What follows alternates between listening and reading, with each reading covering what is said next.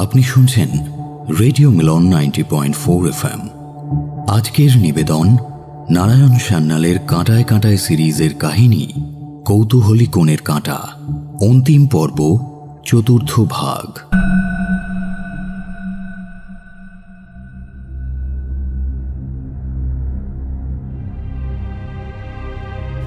পরদিন বাসু সাহেব জেল হাজতে গিয়ে ছন্দার সঙ্গে দেখা করলেন। ওর মনে হলো দুদিনেই ছন্দা বেশ ভেঙে পড়েছে। তার চোখের কোলে কালি, বোধহয় রাত্রে ঠিকঠাক ঘুম হয় না বেচারির। মামলার দিন পড়েছে? পড়েছে, তোমাকে জানিয়েও গেছি, তোমার মনে নেই? না, মনে পড়ছে না। I am not interested. তা বললে তো চলবে না ছন্দা, তোমাকে লড়তে হবে। কার বিরুদ্ধে? যারা টাকার জোরে তোমার মতো অসহায় মেয়ের সর্বনাশ করতে চায় তাদের বিরুদ্ধে। তুমি তো খুনটা করোনি, অথচ। কে বললে? না স্যার, আমি পরে ভেবে দেখেছি যে খুনটা আমি করেছি। জানি, আমার মনে আছে। তুমি বলেছিলে কমলেশ দু হাত বাড়িয়ে তোমার দিকে এগিয়ে আসে, তুমি তখন মেঝে থেকে কিছু একটা কুড়িয়ে নাও। ঘটনাচক্রে সেটা একটা গ্যালভানাইজড পাইপের টুকরো। তুমি সেটা এলোপাথারি ঘোরাতে থাকো, তাতেই কমলেশ আহত হয়, তাই তো? হ্যাঁ, তাই। কিন্তু তুমি স্বচক্ষে ওকে আহত হতে দেখনি ছন্দা।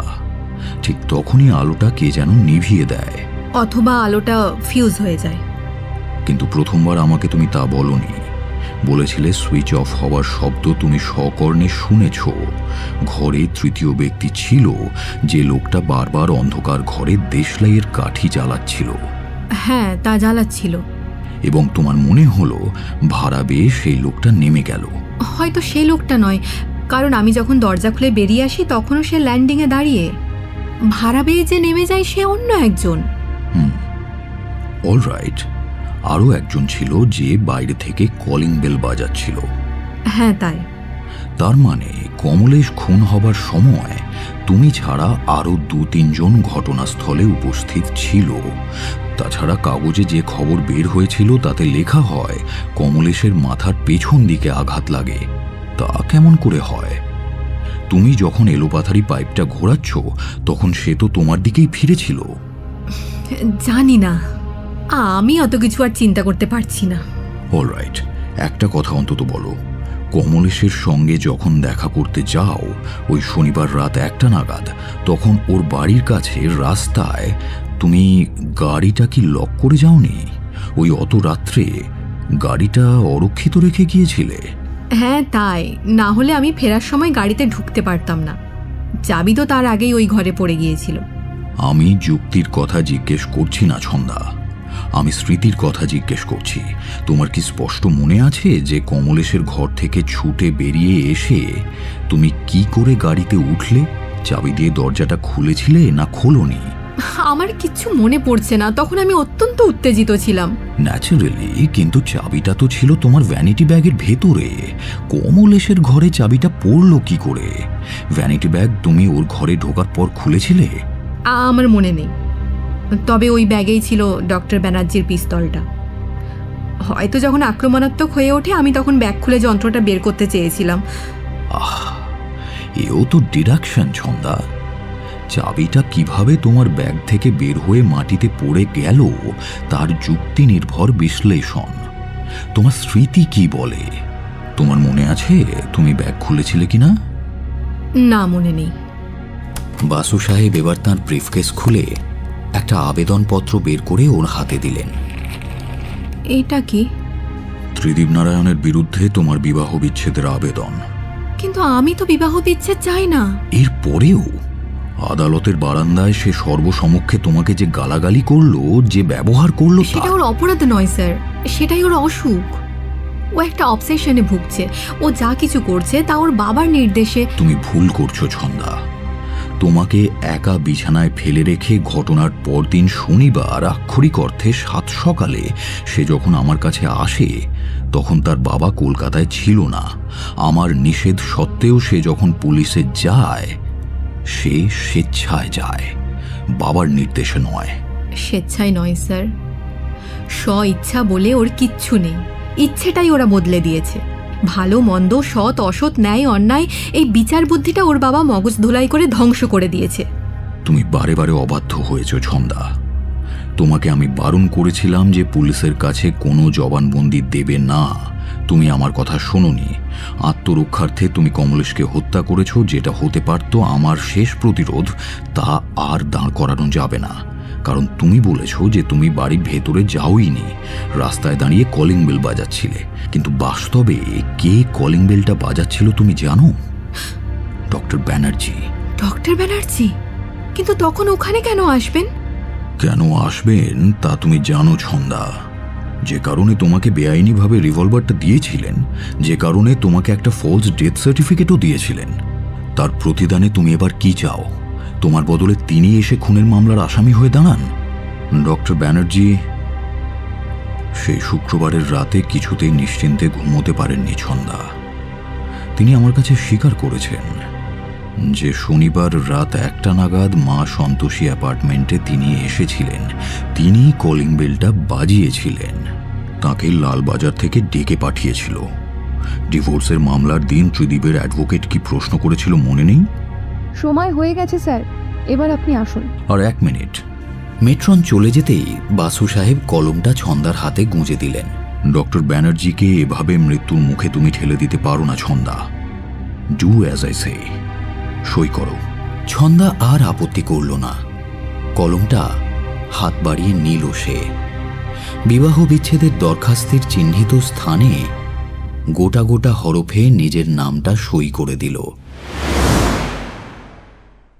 বাড়িতে ফিরে এসে বাসু সাহেব শুনলেন একটা অদ্ভুত সংবাদ। ডক্টর ব্যানার্জি অ্যাবডাক্টেড। নার্সিংহোম থেকে জবা ফোন করে জানিয়েছে গতকাল মধ্যরাত্রে নাকি জবার চোখের সামনেই একদল লোক ডক্টর ব্যানার্জিকে তুলে নিয়ে গেছে। খবরটা পেয়েই কৌশিক চলে যায় নার্সিংহোমে। জবার সঙ্গে কথা বলে, সেখান থেকে যায় থানায়। তারপর ফিরে এসে বাসু সাহেবের জন্য অপেক্ষা করছিল। জোর করে তুলে নিয়ে গেছে মানেটা কি? গতকাল রাত 8টা নাগাদ একটা এমার্জেন্সি কেস আসে।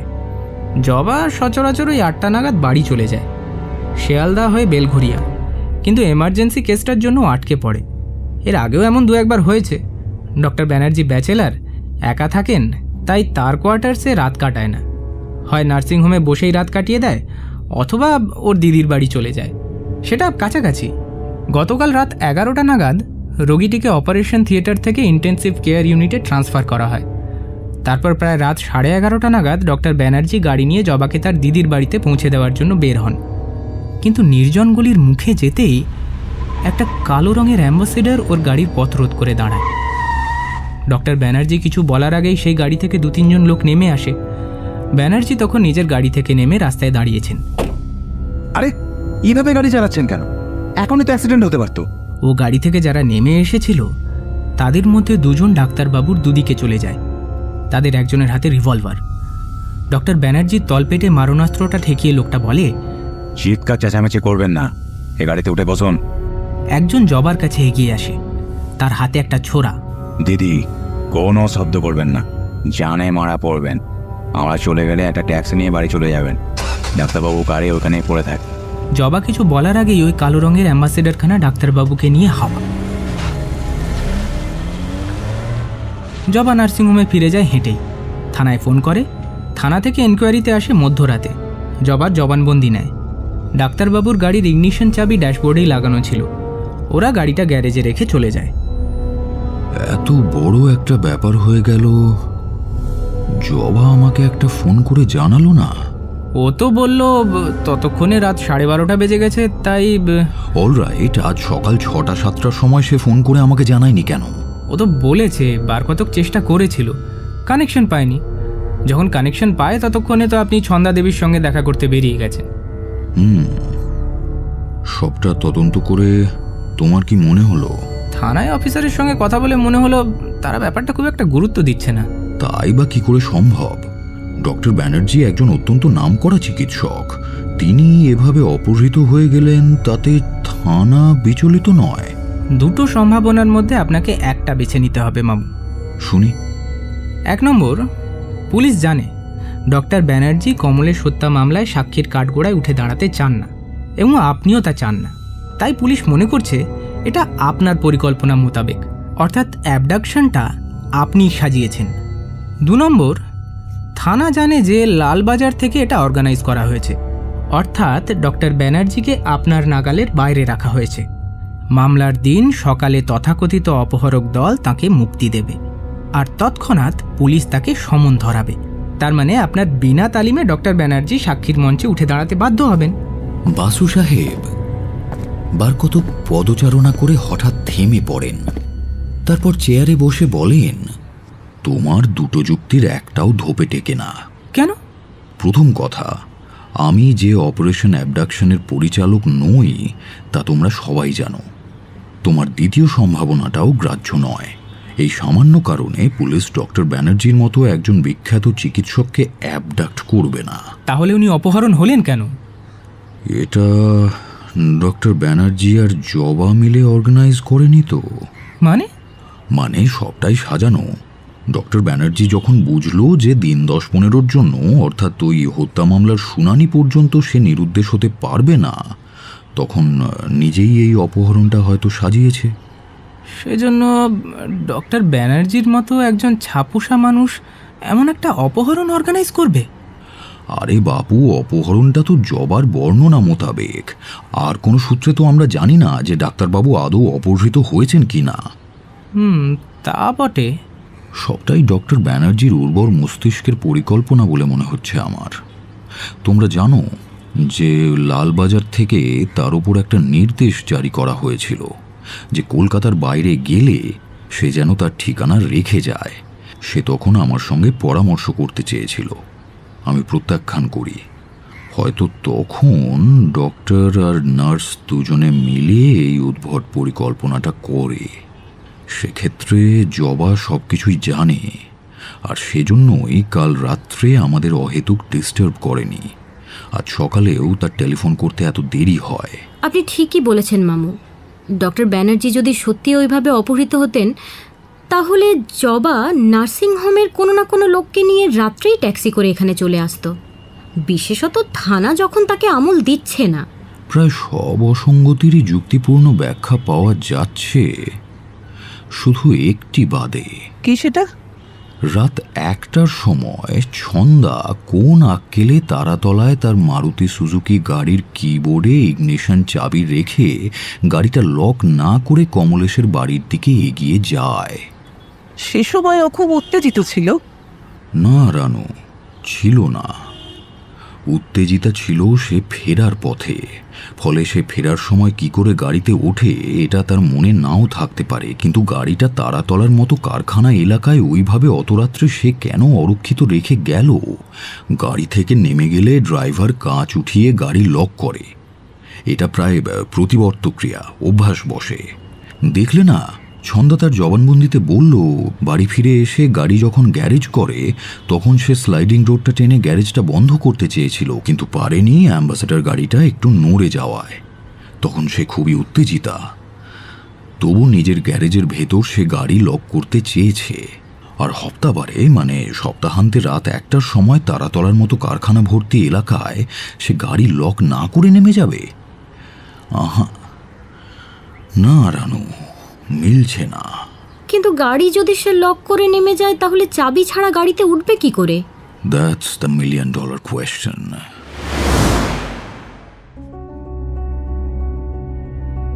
প্রাথমিক তদন্ত শেষ করে মামলাটা ট্রাইং ম্যাজিস্ট্রেটের এজলাসে উঠতে দেরি হয় না এবং তিনি আসামিকে দায়রায় সোপর্দ করলেন। চিফ প্রেসিডেন্সি ম্যাজিস্ট্রেটের কোর্টে মামলা উঠতে বিলম্ব হল না। এমনটা সচরাচর হয় না। সম্ভবত নেপথ্যে রাজনৈতিক কোনো চাপের হেতু হতে পারে। ধনকুবের সম্প্রদায় 4-5 বছর অন্তর রাজনৈতিক দলগুলিকে ভোট যুদ্ধের রসদ যোগান দেন, ফলে তাদের প্রভাবে এদেশে অনেক কিছুই ঘটে থাকে। এক্ষেত্রেও যখন ছন্দা ত্রিদীপের বিবাহটা প্রথম থেকেই নাকচ করানো গেল না, তখন ত্রিবিক্রম সর্বশক্তি নিয়োগ করলেন পুত্রবধূকে ফাঁসি কাঠে ঝোলাতে।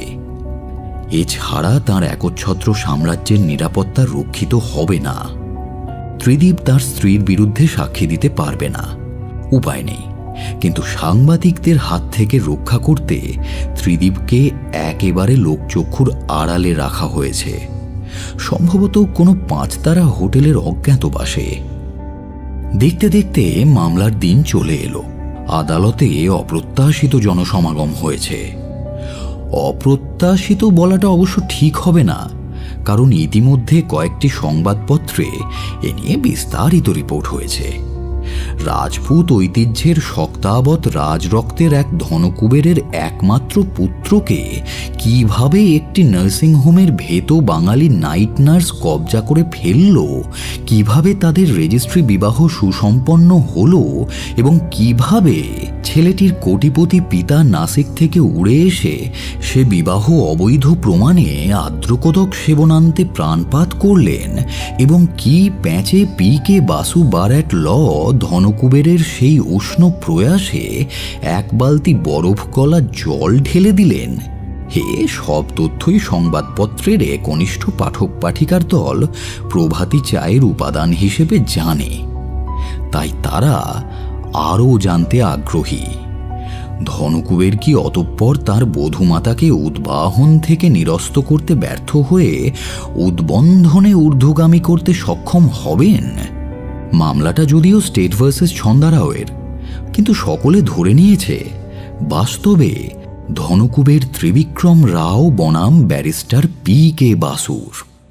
আদালত যদি অনুমতি করেন তাহলে বাদীপক্ষ একটি সংক্ষিপ্ত প্রারম্ভিক ভাষণ দিয়ে এই মামলার সূত্রপাত করতে ইচ্ছুক।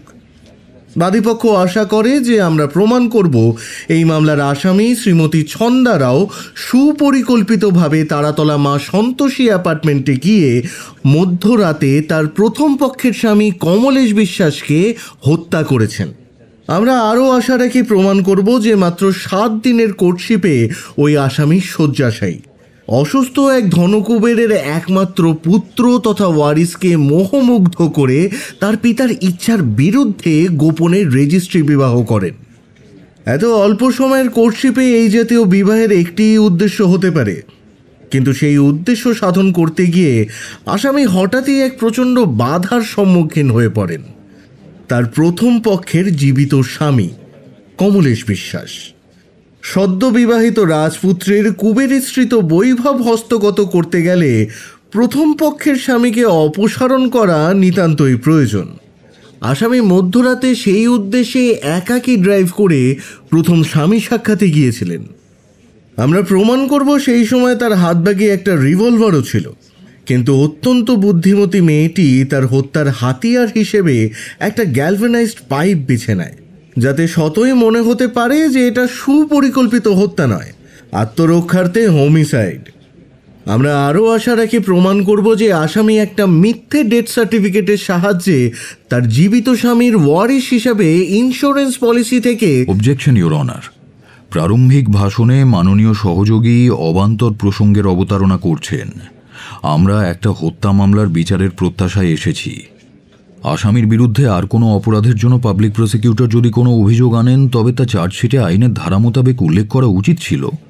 আমরা আসামের চরিত্র উদ্ঘাটনের উদ্দেশ্যে আপত্তি গ্রাহ্য হল।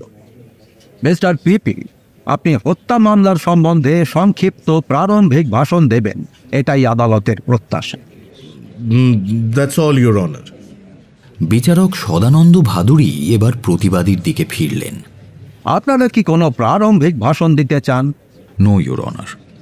বাদীপক্ষ এবার একে একে তাদের সাক্ষীদের ডাকতে পারেন। দর্শকের প্রথম সারিতে একদিকে বসে আছেন প্রস্তর মূর্তির মতো ত্রিবিক্রম নারায়ণ রাও, অন্যদিকে সুজাতা আর কৌশিক। অবশ্য দর্শক মণ্ডলীর ভেতর ডক্টর ব্যানার্জি আর ত্রিদীপকে দেখা গেল না, কিন্তু জবা উপস্থিত।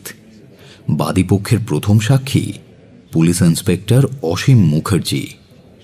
মাইতি প্রশ্নোত্তরের মাধ্যমে তার পরিচয় প্রতিষ্ঠা করলেন। ইন্সপেক্টর মুখার্জি জানালেন, 22 জুন শনিবার রাত 1:28 আমি রেডিও মেসেজ পাই, তারাতলায় মা সন্তোষী অ্যাপার্টমেন্টে সম্ভবত একজন লোক খুন হয়েছে। ওই সময় আমি একটা পুলিশ জিপে ডায়মন্ড হারবার রোডে টহল দিচ্ছিলাম। আমার জিপে রেডিও রিসিভারে খবরটা পাই স্থানীয় পুলিশ স্টেশন থেকে। আমি তখন মা সন্তোষী অ্যাপার্টমেন্টে যাই। পুলিশের গাড়ি দেখেই পাশের বাড়ি থেকে দুজন লোক এসে জানান যে তারাই ফোন করে পুলিশ ডেকেছেন। তাদের একজনের নাম ডক্টর এন দত্ত, অপরজনের নাম শ্রী বটুকনাথ মণ্ডল। আমরা মা সন্তোষী অ্যাপার্টমেন্টের সদর দরজায় কলবেল বাজাই, কেউ সাড়া দেয় না। তখন বটুক আমাকে তার নিজের ফ্ল্যাটে নিয়ে যায় এবং টর্চের আলোয় পাশের বাড়িতে মেঝের উপর উপুর হয়ে পড়ে থাকা দেহটি দেখায়। শুধু পা দুটো দেখা যাচ্ছিল। এরপর আমার নির্দেশে একজন পুলিশ ভাড়া বেয়ে ওপরতলায় উঠে যায়, গ্রিলহীন জানালার ফোকর দিয়ে ভেতরে গলে যায়। ভেতর থেকে ইয়ের লক খুলে দেয়। আমরা সদল বলে ওপরে পৌঁছই। ওই কমলেশ তখনও জীবিত ছিল, কিন্তু তার জ্ঞান ছিল না। আহতের ঘরে বাড়ি তৈরির সামগ্রী গাদা করে রাখা ছিল। তার মধ্যে ছিল একটা 1.25 মিটার লম্বা 20 মিলিমিটার ব্যাসের গ্যালভানাইজড লোহার পাইপ, তাতে রক্তের দাগ, যেটা আহতের অদূরেই পাওয়া যায়। আমার ধারণা হয় ওই পাইপের সাহায্যেই পড়ে থাকা লোকটি আহত হয়েছে। তাই সেই পাইপটি সংগ্রহ করে আনি। ডক্টর দত্ত ভুলুণ্ঠিত ব্যক্তিকে পরীক্ষা করে দেখেন যে সে জ্ঞানহীন বটে, তবে মৃত্যু হয়নি। ফলে আমি একটি অ্যাম্বুলেন্স আনার ব্যবস্থা করি। বটুকের কাছ থেকে জানতে পারি আহত ব্যক্তির নাম কমলেশ বিশ্বাস। সে ওই ঘরে একাই থাকত। তল্লাশি করতে গিয়ে ঘরের মেঝেতে মৃতদেহের পাশেই একটা চাবির রিং দেখতে পাই। তাতে 3টি চাবি, একটি নবটাল তালার আর 2টো মোটর গাড়ির ডোরকি। মাইতি সেটিকে পিপলস এক্সিবিট এ হিসেবে দাখিল করলেন। ইতিমধ্যে অ্যাম্বুলেন্স আর পুলিশের গাড়ি এসে পড়ে। আহতকে হাসপাতালে পাঠানো হয়।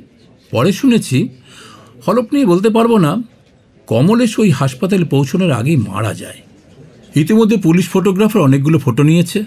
ফিঙ্গারপ্রিন্ট এক্সপার্ট কিন্তু কোথাও কোনো আঙুলের ছাপ আবিষ্কার করতে পারেনি। না সুমসৃণ সদ্য লাগানো দরজার ইলেকট্রোপ্লেটেড হ্যান্ডেলে, না টেলিফোন রিসিভারে, না টেবিলে, কোথাও কোনো আঙুলের ছাপ নেই। এটা আপনার কাছে অস্বাভাবিক মনে হয়নি? Objection your honour. জবাবটা সাক্ষীর কনক্লুশন। ইওর অনার, সাক্ষী অপরাধ বিজ্ঞানে বিশেষভাবে শিক্ষাপ্রাপ্ত। তার যুক্তি নির্ভর সিদ্ধান্ত আদালতে গ্রাহ্য হওয়া উচিত। ওভাররুলড। হ্যাঁ, আমার কাছেও ব্যাপারটা অস্বাভাবিক মনে হয়েছিল। আততায়ী যদি হাতে গ্লাভস পরে এসে থাকে, তবে স্বামীর আঙুলের ছাপ অন্তত পাওয়া যেত। তা গেল না কেন? এমনটা হলো কি করে? আততায়ী ঘর ছেড়ে চলে যাবার আগে একটা রুমাল দিয়ে সবকিছু মুছে দিয়ে যায়। রুমাল দিয়ে কি করে বুঝলেন?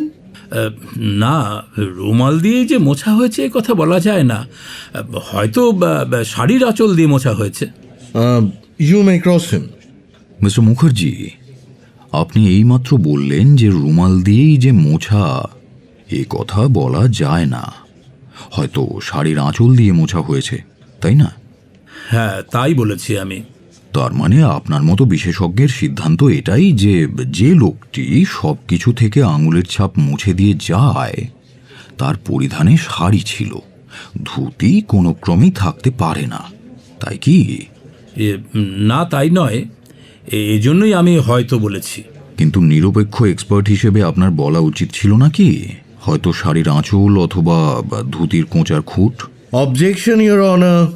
সহযোগী তার মন মতো জবাব পাননি বলে ক্ষুব্ধ হতে পারেন, কিন্তু ক্ষোভের এ জাতীয় প্রকাশ হওয়াটাও অবাঞ্ছনীয়।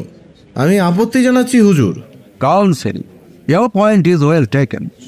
আপনি পরবর্তী প্রশ্নে এগিয়ে যান। আমি শুধু দেখাতে চাইছিলাম মাই লর্ডশিপ যে বর্তমান সাক্ষী আদৌ নিরপেক্ষ এক্সপার্ট নন, একটি পূর্বধারণার বশবর্তী হয়ে সহযোগীর প্রশ্নের জবাব দিচ্ছিলেন। আদালত আপনার যুক্তি শুনেছেন, যা সিদ্ধান্ত নেবার তা নেবেন। আপনি পরবর্তী প্রশ্নটি পেশ করুন। বাসু সাহেব টেবিলের ওপর থেকে পিপলস এক্সিবিট বি এর একটা ফটো তুলে নিয়ে সাক্ষীকে দেখালেন। এই ফটো আপনার উপস্থিতিতে পুলিশের ফটোগ্রাফার সেই রাত্রে তুলেছিলেন যখন আপনি ওই ঘরে তদন্ত করছিলেন? হ্যাঁ, তাই। আচ্ছা, এই ফটোতে টেবিলের ওপর একটা টেবিল ক্লক দেখতে পাওয়া যাচ্ছে, যেটাতে সেই সময় দেখা যাচ্ছে 2:10। যেহেতু আপনি বলছেন যে আপনি ওই ঘরে পদার্পণ করেন রাত 1:40-এ, তাই বিশেষজ্ঞ হিসেবে আপনি কি বলবেন যে আপনার ওই ঘরে পদার্পণ করার ঠিক আধ ঘন্টা পরে ফটোটি তোলা হয়? আগে না, তা বলবো না, বলবো 35 মিনিট পরে। কারণ ঘরে ঢুকেই আমি নিজের হাতঘড়ির সঙ্গে ওটা মিলিয়ে দেখি, যেটা নির্ভুল ইন্ডিয়ান স্ট্যান্ডার্ড টাইম দিচ্ছিল। আমি লক্ষ্য করেছিলাম ওই টেবিল ঘড়িটা 5 মিনিট স্লো ছিল। সেই অ্যালার্ম ক্লকটি এখন কোথায়? আমরা ওটা সিজ করে নিয়ে এসেছিলাম, জমা দিয়েছিলাম। এখন কোথায় আছে জানি না। আমার সহযোগীকে অনুরোধ করব, ঘড়িটা কি আদালতে উপস্থিত করা যায়? যাবেই ইওর অনার, কিন্তু যখন বাদীপক্ষ উপস্থিত করার সিদ্ধান্ত নেবেন তখন যাবে, এখন না। ওই টেবিল ঘড়িতে সময়ের কাঁটা দুটোর ফটো তোলার মুহূর্তে 2:10 দেখাচ্ছিল, কিন্তু ওর অ্যালার্ম কাঁটা কি সময় নির্দেশ করছিল তা ম্যাগনিফাইং গ্লাসের সাহায্যে ফটো দেখে বলবেন কি? ফটো দেখার দরকার হবে না, আমার মনে আছে ঠিক একটা। ঘড়িটা কি এখন আদালতে আনা যেতে পারে? না, বাদীপক্ষ ওই ঘড়ির প্রসঙ্গে কোনো প্রশ্নই করেননি, ফলে ওটা এখন অবান্তর। মাই লর্ডশিপ, বাদীপক্ষ ওই ফটোটা তাঁদের এক্সিবিট হিসেবে দাখিল করেছেন। ফটোতে একটি টেবিল ক্লক আছে, এটা প্রত্যক্ষ সত্য। বাদীপক্ষের সাক্ষী ওই ঘড়ি সম্বন্ধে 2-1টা তথ্য দাখিল করেছেন যা আদালতে নথিবদ্ধ আছে। সাক্ষী একথাও স্বীকার করছেন যে তাঁর সিজার লিস্টে ওই ঘড়িটা আছে, অর্থাৎ সেটা বাদীপক্ষের হেফাজতে রয়েছে। এক্ষেত্রে প্রতিবাদী পক্ষের আর্জি সেটি আদালতে দাখিল করা হোক, যাতে আমরা বর্তমান সাক্ষীকে ও বিষয়ে আরও কিছু জেরা করতে পারি। না, বাদীপক্ষ ঘড়িটিকে তাদের এভিডেন্সের মধ্যে এখনও আনেনি। যখন আনবেন তখন প্রয়োজনে বর্তমান সাক্ষীকে আবার কাঠগড়ায় তুলে প্রতিবাদী জেরা করতে পারবেন। অলরাইট, সেক্ষেত্রে বর্তমান সাক্ষীকে জেরায় আর কোনো প্রশ্ন করছি না, ওরা পরবর্তী সাক্ষীকে ডাকতে পারেন। পরবর্তী সাক্ষী autopsy surgeon doctor Atul Krishna Sanyal. তিনি মতামত দিলেন, কমলেশের মৃত্যু হয়েছে রাত 12টা থেকে 2টোর মধ্যে। মৃত্যুর হেতু কোনো একটি ডান্ডা জাতীয় কঠিন বস্তু দিয়ে কেউ কমলেশের মাথার পেছন দিকে আঘাত করেছিল, তাতে তার সেরিবেলাম আহত হয়, সে জ্ঞান হারায়। আপনি বলতে চান আততায়ী পেছন থেকে কমলেশের মাথায় আঘাত করেছিল? সে কথা আমি আদৌ বলিনি, কিন্তু আমি বলেছি তার মাথার পেছন দিকে অবস্থিত সেরিবেলাম আহত হয়েছিল। আততায়ী যে আক্রান্ত ব্যক্তির পেছনে ছিল এ কথা কিন্তু আমি বলিনি। কিন্তু তা কি করে সম্ভব? সামনে দাঁড়িয়ে আততায়ী কি করে একজনের মাথার পেছন দিকে আঘাত করবে? হ্যাঁ, সেটাও সম্ভব, সেটাই ঘটেছে এ কথা আমি বলছি না, অবশ্য বলছি সেটাও অসম্ভব নয়। কিভাবে, একটু বুঝিয়ে বলুন। কমলেশের দেহে 2টো আঘাত চিহ্ন ছিল, একটি মাথার পেছন দিকে, সেটি ওর মৃত্যুর কারণ, আর দ্বিতীয়টি ওর বাম ভ্রুর ওপরে। এমন হতে পারে যে ওরা দুজন সামনাসামনি ছিল, আততায়ী প্রথমে কমলেশের বাম ভ্রুতে আঘাত করে, তাতে কমলেশ ওর সামনে উবুর হয়ে পড়ে যায়, তখন আততায়ী ওর মাথার পেছন দিকে অনায়াসে দ্বিতীয়বার আঘাত করতে পারে। আই রিপিট, এমনটা ঘটেছিল তা আমি বলছি না, এমনটা করতে পারে তাই বলছি। That's all your honour. Doctor Sanyal, আমি আপনাকে একটা বিকল্প ঘটনা ক্রমশ শোনাচ্ছি। ধরা যাক যে প্রথম বাড়িটা মারে কমলেশের বাম ভ্রুতে সে আত্মরক্ষা করতে চাইছিল। হয়তো সে স্ত্রী লোক অথবা দুর্বল, তাই নিজেকে রক্ষা করতে সে এলোপাথারি ডান্ডাটি ঘোরাচ্ছিল। কমলেশ বাঁ চোখে আঘাত পেয়ে পড়ে যায়। আত্মরক্ষা কামেচ্ছ তখন লোহার পাইপটি ফেলে পালিয়ে যায়। কমলেশ মিনিট খানেক পরে সামলে নিয়ে উঠে বসতে চায়, আর তখন ঘরে উপস্থিত কোনো তৃতীয় ব্যক্তি ওই পাইপটি তুলে কমলেশের মাথার পেছনে প্রচণ্ড জোরে আঘাত করে। এমনটা যে ঘটেছিল সে দাবি কেউ করছে না, কিন্তু এই জাতীয় ঘটনায় কি কমলেশের মৃত্যু হতে পারে? মানে এক্সপার্ট হিসেবে আপনার কি অভিমত? নিশ্চয়ই পারে। থ্যাংক ইউ ডক্টর, আমার আর কিছু জিজ্ঞাসা নেই। এরপর নিরঞ্জন মাইতি একের পর এক সাক্ষীকে কাঠগড়ায় তুলে ঘটনা পরম্পরা প্রতিষ্ঠিত করতে থাকেন। পাশের বাড়ির একজন ভদ্রলোক মধ্যরাত্রে ছন্দাকে তার মারুতি সুজুকি গাড়ি চালিয়ে আলিপুরের বাড়ি থেকে রওনা হতে দেখেছে। রাত তখন 12:35। সে ওদের অবাঙালি প্রতিবেশী, ত্রিদীপকে দীর্ঘদিন ধরে চেনে। ত্রিদীপ যে সম্প্রতি একটি নার্সকে বিবাহ করেছে সে খবরও সে রাখে। তার নাকি ইনসমনিয়া আছে, রাত্রে ঘুম হয় না। ঘটনার রাত্রে সে বস্তুত জেগেই ছিল, তাই জানে ঠিক 1 ঘন্টা পরে রাত 1:35 ছন্দা মারুতি সুজুকি গাড়িটা চালিয়ে ফিরে আসে। বাসু সাহেব লোকটাকে আদৌ জেরা না করায় কৌশিক বিস্মিত হয়। লোকটাকে জেরা করলেন না মামু? পণ্ডশ্রম। ওকে তোতা পাখির মতো সবকিছু শেখানো হয়েছে। ত্রিবিক্রম নারায়ণের আমদানি করা পেশাদারি মিথ্যে সাক্ষী। ওকে জেরায় কবজা করা যাবে না। তারপর সাক্ষী দিতে এলেন আরও এক অবাঙালি, যশপাল মাথুর।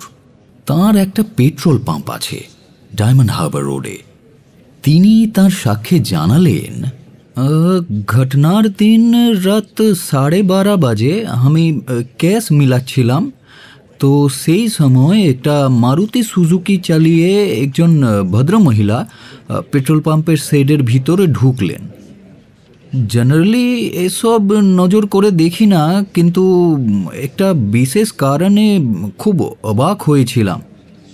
গাড়ি চালিয়ে যিনি এলেন তিনি এক औरत, बंगाली औरत, लेकिन গাড়িতে और কেউ নাই। সেজন্য ঘড়ির দিকে আমার নজর যায়। দেখি রাত তখন 12:43। ও তো গভীর রাত্রে ওই বয়সের একজন বাঙালি মহিলা একা ডায়মন্ড হারবার রোডে গাড়ি চালাচ্ছেন, ইসিলিয়ে ইয়াদ হ্যায়। সে ভদ্রমহিলা কি এখন আদালত কক্ষে আছেন? জি হ্যাঁ, ওই তো ওই আসামির কাঠগোড়ায় চেয়ারে বসে আছেন যিনি। তিনি কি পেট্রোল কিনতে এসেছিলেন? মামু, লিডিং কোয়েশ্চেন, অবজেকশন করুন। না জি नहीं, ওনার গাড়ির পিছনের ডান দিকের চাকাটায় একদম হাওয়া ছিল না। উনি হাওয়া দিতে এসেছিলেন। আপনি ওর গাড়ির চাকায় হাওয়া ভরে দিলেন? জি नहीं, हम नहीं, রামবিলাস আমার কর্মচারী। রামবিলাস প্রথমে জ্যাক দিয়ে গাড়ির পিছনের চাকাটা তুললো, তারপর ওই চ্যাপটা হয়ে যাওয়া চাকাটা বের করে নিল। ডিকি থেকে স্পেয়ার চাকাটা খুলে বের করে লাগালো। তারপর জ্যাক সরিয়ে নিতেই দেখা গেল কি এই টায়ারও জখম আছে, বহুত জলদি হাওয়া নিকলে যাচ্ছে। নজর হলো তাতে একটা পেরেক বিঁধে আছে। তাই আবার বাধ্য হয়ে জ্যাক লাগাতে হলো। স্পেয়ার টায়ার থেকে জখম টিউবটা বের করে একটা নতুন টিউব দিতে হলো। রামবিলাস জানতে চাইলো যে জখম টিউবটা উনি মেরামত করাতে চান কি না। তো তার জবাবে মহিলা বললেন, এখন তো অনেক রাত হয়ে গেছে, টিউব এইখানেই থাক, আগলে দিন মেরামত করা টিউবটা উনি নিয়ে যাবেন। তখন আমি বাইরে বেরিয়ে আসি, বলি কি আপনার গাড়িতে আর স্পেয়ার টায়ার থাকলো না যে ম্যাডাম, আবার যদি পাংচার হয়? তো জবাবে উনি বলেন কি উনি বেশি দূরে যাবেন না, তারা তোলা যাবেন, 1 কিলোমিটারও হবে না। তো রামবিলাস একটা রসিদ ধরিয়ে দেয় টিউবটা রাখার জন্য, আর ভদ্রমহিলা তখন চলে যান। ওই সময় রাত 1টা বাজে। That's all your honour. Mister Mathur, আপনি ইতিপূর্বে বলেছেন আসামি যখন আপনার পেট্রোল পাম্প স্টেশনে ঢোকেন তখন রাত 12:43, তাই না? জি হ্যাঁ। তা সেটা আপনার হাত ঘড়ি মোতাবেক না ইন্ডিয়ান স্ট্যান্ডার্ড টাইম অনুযায়ী? জি আমার ঘরে 3টা ঘড়ি ছিল স্যার, একটা ইলেকট্রিক্যাল ওয়াল ক্লক, একটা টেবিল ক্লক আর একটা রিস্ট ওয়াচ। 3টাই একই সময় দেয়, সে রাত্রেও দিচ্ছিল Indian standard time. All right. এবং ওই ভদ্রমহিলা যখন আপনার দোকান থেকে বের হয়ে যান তখন রাত্রি 1টা? জি। কাঁটায় কাঁটায় 1টা? 5-10 সেকেন্ড ইধার উধার হতে পারে। এই সময়কালের মধ্যে 12:43 থেকে রাত 1টা, এই 17 মিনিট কালে আসামি আপনার চোখের সামনেই ছিলেন? জি হ্যাঁ। মুহূর্তের জন্য আপনার দৃষ্টিপথের বাইরে যাননি? না। আপনি ওকে চিনতে ভুল করছেন না তো? তা কেমন করে পসিবল হুজুর, আমি তো উনাকে দেখেছি। ওর মারুতি সুজুকি গাড়ির নম্বরটা আপনি জানেন? জানি, তবে এখন ইয়াদ নাই। আমার দোকানে লেখা আছে, क्योंकि টিউবটা তো উনি জমা করে যান। তো জেনারেলি এসব কেসে গাড়ির নম্বর আমরা লিখে রাখি। That's all my lordship. পরবর্তী সাক্ষী ডক্টর নবীন দত্ত। মাইতি সাহেবের প্রশ্নোত্তরে তিনি বর্ণনা করে গেলেন কিভাবে মধ্যরাত্রে বটু কোঁকে টেনে তোলে, তারপর উনি এসে তার ঘরের ভেতর থেকে টর্চের আলোয় কমলেশের পাখানা দেখতে পান। ইতিপূর্বে জবানবন্দিতে তিনি যা বলেছেন এবার হলফ নিয়ে তাই আবার বলে গেলেন। বটুক মণ্ডল যখন আপনাকে ডাকতে আসে তার কিছু আগে কি পাশের বাড়িতে টেলিফোন বাজার শব্দ আপনি শুনতে পেয়েছিলেন? পেয়েছিলাম, আমি জেগেছিলাম বিছানায়। বটুক মণ্ডল যখন আপনাকে ডাকতে আসে রাত তখন কটা? ঘড়ি দেখিনি, আন্দাজ 1:30। তার কতক্ষণ আগে পাশের বাড়িতে টেলিফোন বাজে? 10-15 মিনিট হবে। টেলিফোন বাজার পর এবং বটুকবাবু আপনাকে ডাকতে আসার মাঝখানে যে 10-15 মিনিট সময় পার হয়ে যায়, তার মধ্যে আপনি আর কোনো শব্দ শুনেছিলেন কি? হ্যাঁ, একটানা যান্ত্রিক শব্দ।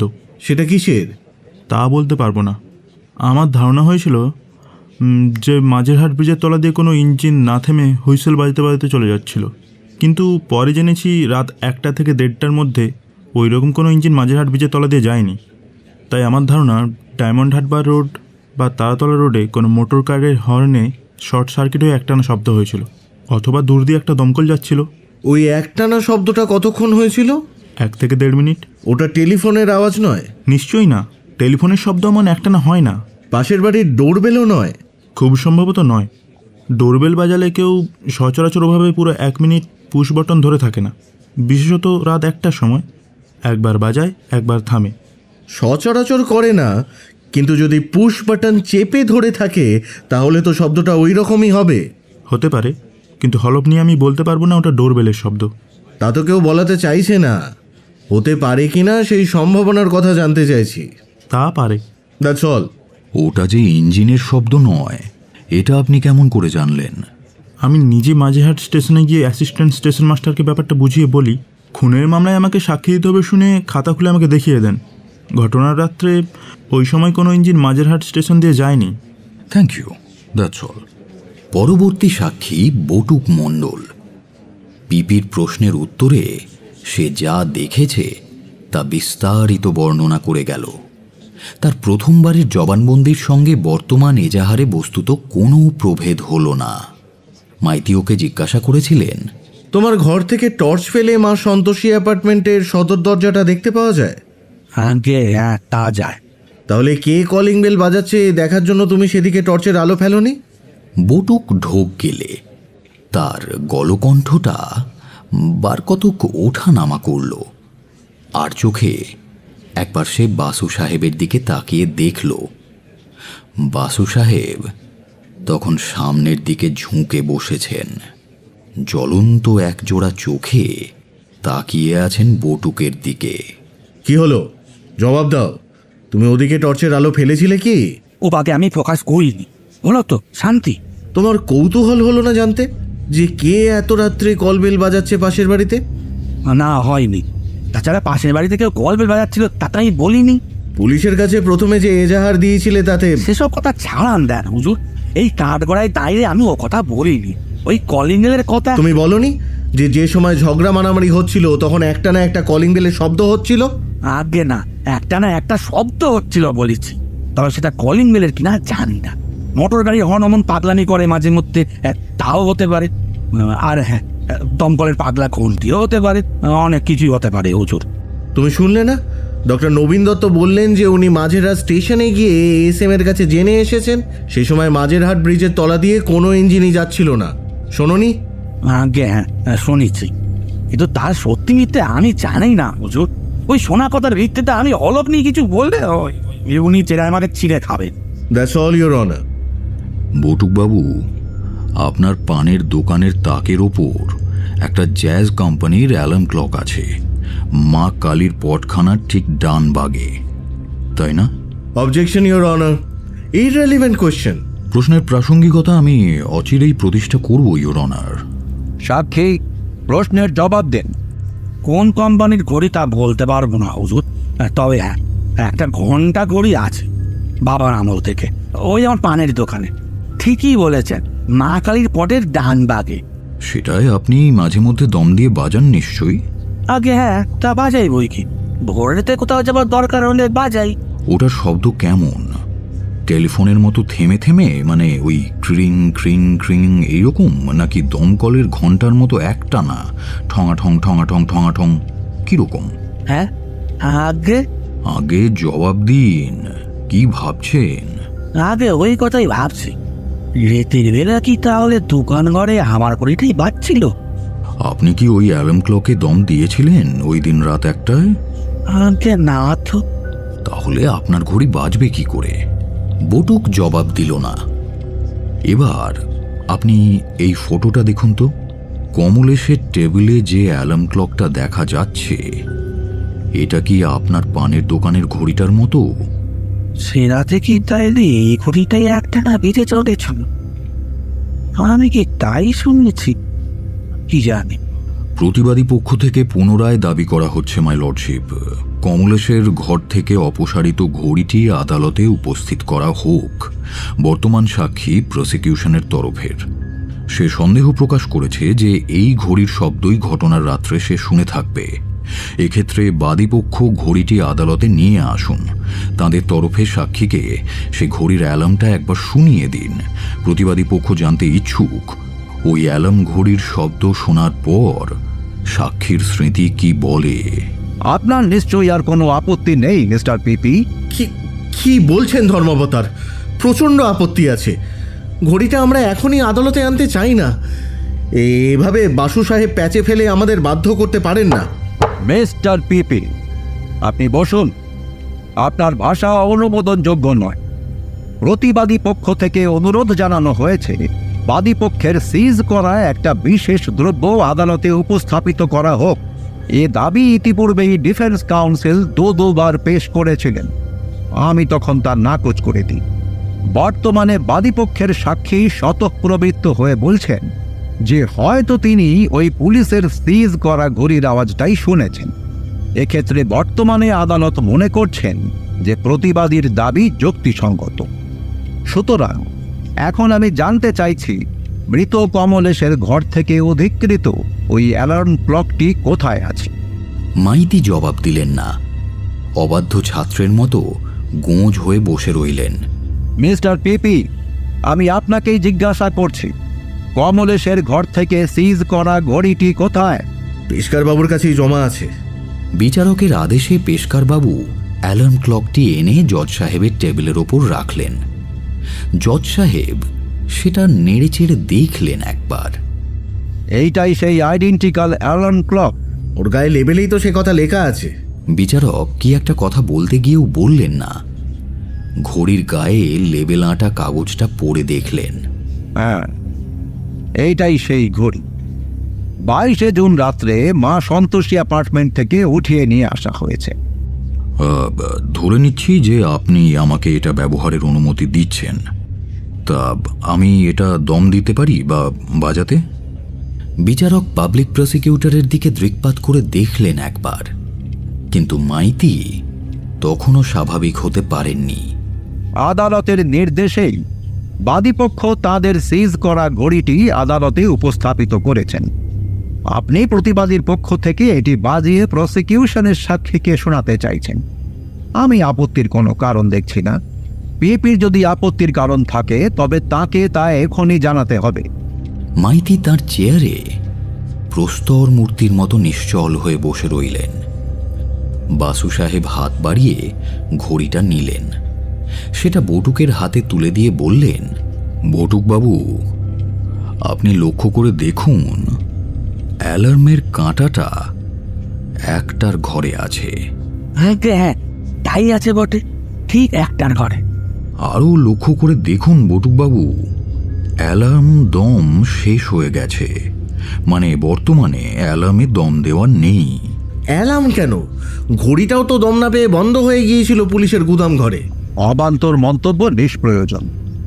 কাউন্সিল, আপনি কি অ্যালার্ম ঘড়িটা বাজিয়ে শোনাতে চান? Yes my lordship.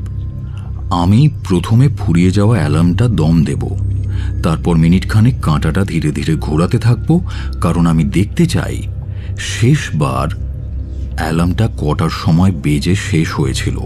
অর্থাৎ ঠিক কটার সময় মিনিটের কাঁটাটা পৌঁছলে অ্যালার্ম বাজতে শুরু করে।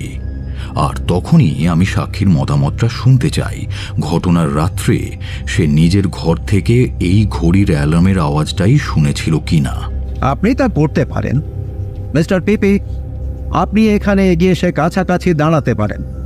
বাদী পক্ষ থেকে সবকিছু তদারক করতে পারেন। পিকে বাসুর এ জাতের হাত সাফাই আমার অনেক দেখা আছে। আদালত যখন অনুমতি দিয়েইছেন তখন তিনি আবার ভানুমতির খেল দেখান, আমার তা দেখার কোনো উৎসাহ নেই। মিস্টার পিপি, আপনি অবহিত আছেন কিনা জানি না, আপনার আচার এবং কথাবার্তা কিন্তু আদালত অবমাননার সীমান্তের কাছাকাছি এসে গেছে। আমি আপনাকে অ্যাডভানিশ করছি, for the last time. Yes council, আপনি যে পরীক্ষাটা করতে চান এবার শুরু করুন। এগিয়ে এলেন পি.কে. বাসু। এখন তিনি আদালত কক্ষের মধ্যমণি। অহেতুক, সম্ভবত নাটকীয় ভাবটা ফুটিয়ে তুলতে অথবা মাইতির ঈর্ষা অগ্নিতে সমিধনিক্ষেপ মানুষে বিচারককে একটি ম্যাজিশিয়ানি বাও করলেন। তারপর ঘড়িতে অ্যালার্ম দিলেন। ধীরে ধীরে মিনিটের কাঁটাটা ঘোরাতে শুরু করলেন। কাঁটা যখন 12:58 পৌঁছল তখনই বেজে উঠল ঘড়িটা। যেন অপ্রত্যাশিত একটা সাফল্য লাভ করেছেন বাসু সাহেব। টেবিল ঘড়িটা ম্যাজিস্ট্রেট সাহেবের বেঞ্চে রেখে নিজের চেয়ারে এসে বসলেন। মিনিট খানেক বেজে ঘড়িটা থামল। বাসু সাহেব উঠে দাঁড়ালেন।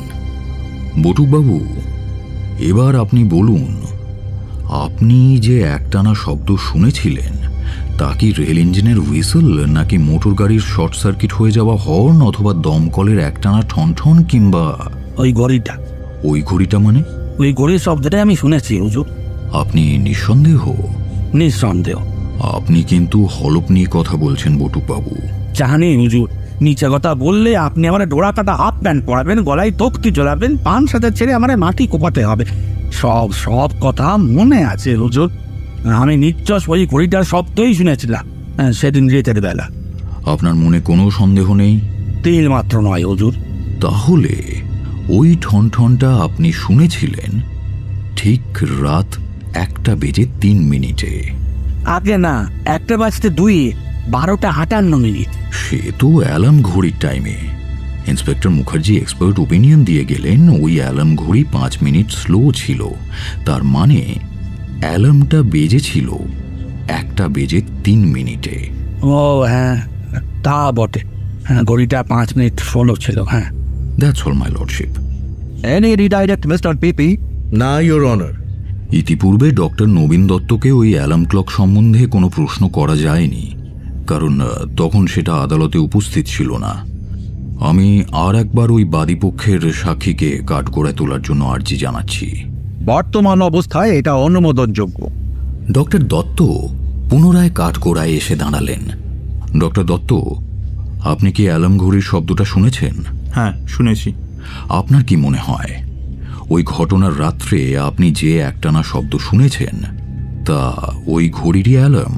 খুব সম্ভবত তাই, নিশ্চিত তাই বলতে পারছি না। দেখুন, আপনি পেশায় চিকিৎসক, মনস্তত্ত্ব নিয়ে পড়াশুনো করেছেন, তাই জানতে চাইছি, কোনো ঘুমন্ত ব্যক্তির নাগালের মধ্যে যদি মাঝরাতে অ্যালার্ম ক্লক বেজে ওঠে তাহলে সে কি প্রতিবর্তী প্রেরণায় ঘুম ভেঙেই ঘড়িটা বন্ধ করে দেয় না? Objection, argumentative conclusion. ওভাররুলড। সাক্ষী একজন বিশেষজ্ঞ, এই জাতীয় প্রশ্নের সুচিন্তিত জবাব দেবার শিক্ষা তার আছে। সাইকোলজি ওর অধীত বিদ্যা। Well doctor Dutta, answer that question. হ্যাঁ, আপনি ঠিকই বলেছেন। ঘুম ভেঙে উঠেই প্রতিবর্তী প্রেরণায় সে হাত বাড়িয়ে অ্যালার্মটা বন্ধ করে দেয়, বিশেষত মধ্যরাত্রে। বর্তমান ক্ষেত্রে যদি প্রমাণিত হয় যে আপনি এবং বটুকবাবু ওই অ্যালার্ম ক্লকের শব্দটাই শুনেছেন, তাহলে কি কারণে কমলেশ সেটা বন্ধ করে দেননি? আপনার কি অনুমান? Objection your honour.